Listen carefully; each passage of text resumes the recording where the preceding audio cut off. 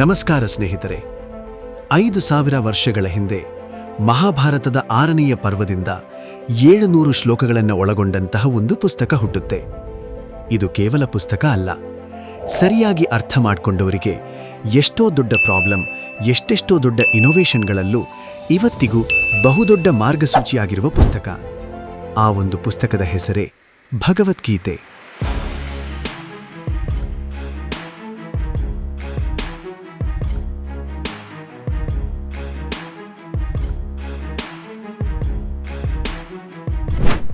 ಬನ್ನಿ, ಈ ಪುಸ್ತಕದಲ್ಲಿ ಏನಿದೆ ಅಂತ ನೋಡೋಣ. ಯುದ್ಧ ಆರಂಭವಾಗುವ ಮೊದಲೇ ಒಂದು ಪ್ರಶ್ನೆ ಮೂಡಿತ್ತು. ಆ ಪ್ರಶ್ನೆಯೊಳಗೆ ಒಂದು ಸಾಮ್ರಾಜ್ಯದ ಭಯ, ಒಬ್ಬ ತಂದೆಯ ಆತಂಕ ಮತ್ತು ಧರ್ಮ ಅಧರ್ಮದ ಘರ್ಷಣೆ ಅಡಗಿತ್ತು. ಕುರುಕ್ಷೇತ್ರ ಇದು ಕೇವಲ ಯುದ್ಧ ಭೂಮಿಯಲ್ಲ, ಇದು ಧರ್ಮ ನಿರ್ಭಾರವಾಗುವ ಪವಿತ್ರ ಕ್ಷೇತ್ರ.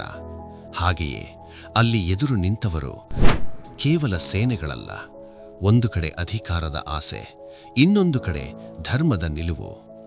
ಈ ಕ್ಷಣದಲ್ಲಿ ಕಣ್ಣಿಲ್ಲದ ರಾಜ ಧೃತರಾಷ್ಟ್ರ ತನ್ನ ಹೃದಯದ ಕಂಪನವನ್ನು ಮರೆಮಾಡಲಾಗದೆ ಸಂಜಯನನ್ನು ಕೇಳುತ್ತಾನೆ, ನನ್ನ ಮತ್ತು ಪಾಂಡುವಿನ ಮಕ್ಕಳು ಯುದ್ಧ ಭೂಮಿಯಲ್ಲಿ ಸೇರಿದ ನಂತರ ಏನು ಮಾಡಿದರು ಎಂದು. ಈ ಒಂದು ಪ್ರಶ್ನೆಯಿಂದಲೇ ಭಗವದ್ಗೀತೆ ಆರಂಭವಾಗುತ್ತದೆ. ಇದು ಕೇವಲ ಶ್ಲೋಕಗಳ ಕಥೆಯಲ್ಲ, ಇದು ಮಾನವ ಜೀವನದ ಒಳ ಹೊರಗಿನ ಯುದ್ಧ. ನೀವು ಕೂಡ ಜೀವನದಲ್ಲಿ ಒಂದು ಕುರುಕ್ಷೇತ್ರದಲ್ಲಿ ನಿಂತಿದ್ದರೆ ಈ ಗೀತೆ ನಮ್ಮ ಚಾನೆಲ್ನ ಮುಖಾಂತರ ನಿಮ್ಮಗಾಗಿ ಮಾತನಾಡುತ್ತದೆ. ಹರೇ ಕೃಷ್ಣ. ನಾನು ವಿಷ್ಣುಪ್ರಾಮ್, ವಿಜುವಲ್ ನಾಲೆಡ್ಜ್. ವಿಡಿಯೋ ಇಷ್ಟ ಆದರೆ ಸಬ್ಸ್ಕ್ರೈಬ್ ಮಾಡಿಕೊಳ್ಳಲು ಮರಿಬೇಡಿ. ಬನ್ನಿ, ಭಗವದ್ಗೀತೆಯ ಮೊದಲನೆಯ ಅಧ್ಯಾಯ ಅರ್ಜುನ ವಿಷಾದ ಯೋಗವನ್ನ ನೋಡೋಣ. ಅರ್ಜುನ ವಿಷಾದ ಯೋಗ. ಶ್ಲೋಕ 1. ಧರ್ಮಕ್ಷೇತ್ರೇ ಕುರುಕ್ಷೇತ್ರೇ ಸಮವೇತಾಯುಯುತ್ಸವಃ ಮಾಮಕಾಃ ಪಾಂಡವಾಶ್ಚೈವ ಕಿಮಕುರ್ವತ ಸಂಜಯ. ಭಾವಾರ್ಥ: ಗೀತಾ ಮಾಹಾತ್ಮ್ಯದಲ್ಲಿ ಸಂಗ್ರಹವಾಗಿ ಹೇಳಿದ ಮತ್ತು ಬಹುಜನರು ಓದುವ ಧರ್ಮಶಾಸ್ತ್ರ ಭಗವದ್ಗೀತೆ. ಕೃಷ್ಣನ ಭಕ್ತರೊಬ್ಬರ ಸಹಾಯವನ್ನು ಪಡೆದು ಸೂಕ್ಷ್ಮವಾಗಿ ಪರಿಶೀಲಿಸುತ್ತಾ ಓದಿ ಸ್ವಪ್ರೇರಿತ ವ್ಯಾಖ್ಯಾನಗಳಿಲ್ಲದೆ ಅದನ್ನು ಅರ್ಥ ಮಾಡಿಕೊಳ್ಳಲು ಪ್ರಯತ್ನಿಸಬೇಕು ಎಂದು ಅಲ್ಲಿ ಹೇಳಿದೆ. ಅರ್ಜುನನು ಭಗವದ್ಗೀತೆಯನ್ನು ಕೃಷ್ಣನಿಂದಲೇ ನೇರವಾಗಿ ಕೇಳಿ ಅರ್ಥ ಮಾಡಿಕೊಂಡ. ಸ್ಪಷ್ಟವಾಗಿ ಅರ್ಥ ಮಾಡಿಕೊಳ್ಳುವ ರೀತಿಗೆ ಇದೇ ಉದಾಹರಣೆ. ಇದು ಗೀತೆಯಲ್ಲೇ ಇದೆ.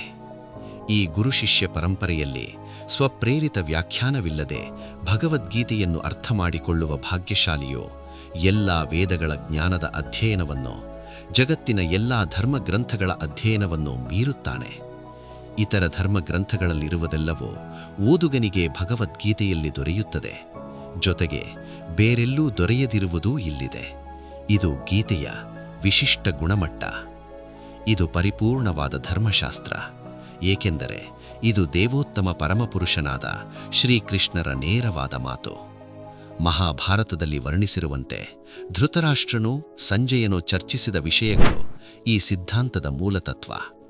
ಈ ಸಿದ್ಧಾಂತವು ಕುರುಕ್ಷೇತ್ರದ ರಣಭೂಮಿಯಲ್ಲಿ ರೂಪಿತವಾಯಿತು ಎಂದು ತಿಳಿಯಲಾಗಿದೆ.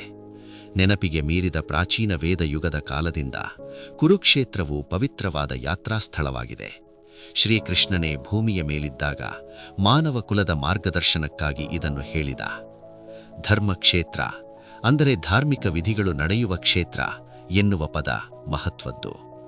ಏಕೆಂದರೆ ಕುರುಕ್ಷೇತ್ರ ರಣರಂಗದಲ್ಲಿ ದೇವೋತ್ತಮ ಪರಮಪುರುಷನು ಅರ್ಜುನನ ಪಕ್ಷದಲ್ಲಿದ್ದನು. ಕುರುಗಳ ತಂದೆಯಾದ ಧೃತರಾಷ್ಟ್ರನಿಗೆ ತನ್ನ ಮಕ್ಕಳು ಕಟ್ಟಕಡೆಗೆ ವಿಜಯವನ್ನು ಸಂಪಾದಿಸುತ್ತಾರೆಯೇ ಎನ್ನುವುದರಲ್ಲಿ ತೀವ್ರ ಸಂದೇಹವಿತ್ತು. ಅವನು ಸಂದೇಹಗ್ರಸ್ತನಾಗಿ ತನ್ನ ಕಾರ್ಯದರ್ಶಿ ಸಂಜಯನನ್ನು ಅವರು ಏನು ಮಾಡಿದರು ಎಂದು ಪ್ರಶ್ನಿಸಿದ. ತನ್ನ ಮಕ್ಕಳು, ತನ್ನ ತಮ್ಮ ಪಾಂಡುವಿನ ಮಕ್ಕಳು ದೃಢ ಸಂಕಲ್ಪದಿಂದ ಘನಘೋರ ಸಮರಕ್ಕಾಗಿ ಕುರುಕ್ಷೇತ್ರ ರಣಭೂಮಿಯಲ್ಲಿ ನೆರೆದಿದ್ದರು ಎನ್ನುವುದು ಅವನಿಗೆ ಖಚಿತವಾಗಿ ತಿಳಿದಿತ್ತು. ಆದರೂ ಅವನ ಪ್ರಶ್ನೆ ಮಹತ್ವದ್ದು. ಅಣ್ಣ ತಮ್ಮಂದಿರ ಮಕ್ಕಳ ನಡುವೆ ಸಮಜಾಯಿಷಿಯಾಗುವುದು ಅವನಿಗೆ ಇಷ್ಟವಿರಲಿಲ್ಲ.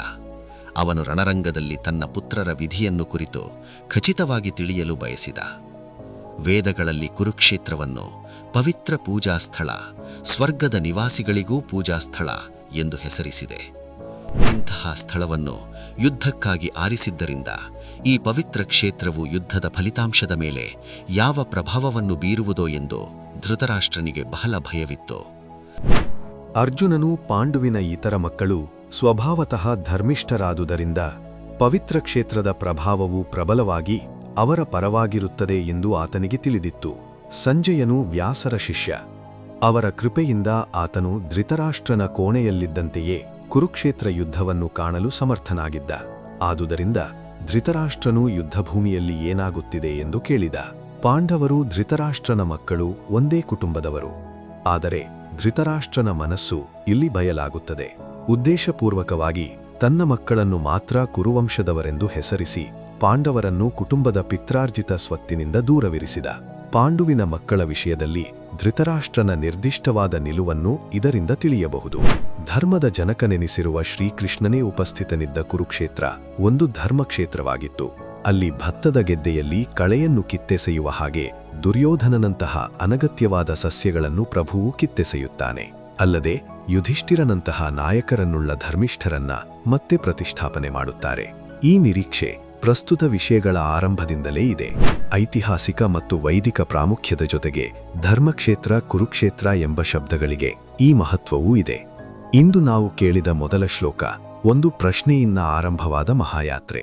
ಆ ಪ್ರಶ್ನೆಯೊಳಗೆ ಭಯವಿತ್ತು, ಸಂಶಯವಿತ್ತು ಮತ್ತು ಅನಿವಾರ್ಯವಾದ ಧರ್ಮದ ಪರೀಕ್ಷೆಯೂ ಇತ್ತು. ಆದರೆ ಇದು ಕೇವಲ ಧೃತರಾಷ್ಟ್ರನ ಪ್ರಶ್ನೆಯ ಕಥೆಯಲ್ಲ. ಇದು ನಮ್ಮ ಪ್ರತಿಯೊಬ್ಬರ ಮನಸ್ಸಿನಲ್ಲೂ ಮೂಡುವ ಪ್ರಶ್ನೆಗಳ ಪ್ರತಿಬಿಂಬ. ಜೀವನದಲ್ಲಿ ಯಾವಾಗಲಾದರೂ ನೀವು ಸರಿಯಾದುದು ಯಾವುದು, ನಾನು ಏನು ಮಾಡಬೇಕು ಎಂದು ಗೊಂದಲದಲ್ಲಿ ನಿಂತಿದ್ದರೆ ಗೀತೆಯ ಪ್ರತಿಯೊಂದು ಶ್ಲೋಕವೂ ನಿಮಗೆ ದಾರಿ ತೋರಿಸುತ್ತದೆ. ಮುಂದಿನ ಭಾಗದಲ್ಲಿ ಕುರುಕ್ಷೇತ್ರದ ರಣರಂಗವನ್ನು ಕಂಡ ಸಂಜಯನು ಅಲ್ಲಿ ನಡೆದ ಅದ್ಭುತ ದೃಶ್ಯವನ್ನು ವಿವರಿಸುತ್ತಾನೆ. ದೂರದಲ್ಲಿ ನಿಂತಿದ್ದ ದುರ್ಯೋಧನನು ಪಾಂಡವರ ಸೇನೆಯ ವೈಭವವನ್ನು ಕಂಡಾಗ ಅವನ ಮನಸ್ಸಿನಲ್ಲಿ ಏನು ನಡೆಯಿತು, ಆ ಕ್ಷಣ ಯುದ್ಧದ ದಿಕ್ಕನ್ನು ಹೇಗೆ ಬದಲಿಸಿತು, ಇದನ್ನೆಲ್ಲ ನಾವು ಮುಂದಿನ ವಿಡಿಯೋದಲ್ಲಿ ತಿಳಿದುಕೊಳ್ಳೋಣ.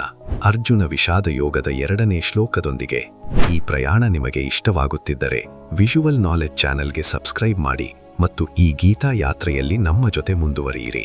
ವಿಡಿಯೋ ನಿಮಗೆ ಉಪಯುಕ್ತವೆನಿಸಿದರೆ ಲೈಕ್ ಮಾಡಿ, ನಿಮ್ಮ ಅಭಿಪ್ರಾಯವನ್ನು ಕಮೆಂಟ್ನಲ್ಲಿ ಹಂಚಿಕೊಳ್ಳಿ ಹಾಗೂ ಗೀತೆಯ ಜ್ಞಾನವನ್ನು ಇನ್ನಷ್ಟು ಜನರಿಗೆ ತಲುಪಲು ಶೇರ್ ಮಾಡುವುದು ಮರೆಯಬೇಡಿ. ಮುಂದಿನ ಭಾಗದಲ್ಲಿ ಮತ್ತೆ ಭೇಟಿಯಾಗೋಣ. ಅಲ್ಲಿಯವರೆಗೆ ಹರೇ ಕೃಷ್ಣ.